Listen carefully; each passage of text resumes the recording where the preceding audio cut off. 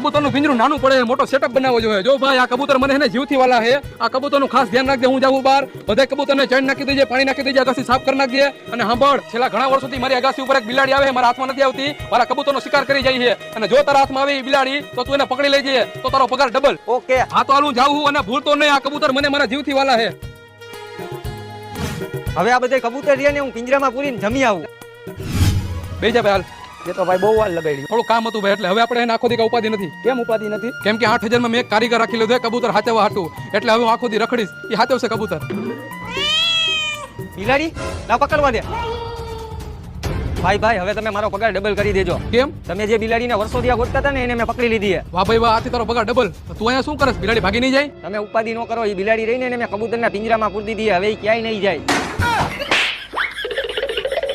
જલ્દી અગાસી ઉપર જવા દે, કારીગર ધંધો લગાડ્યો.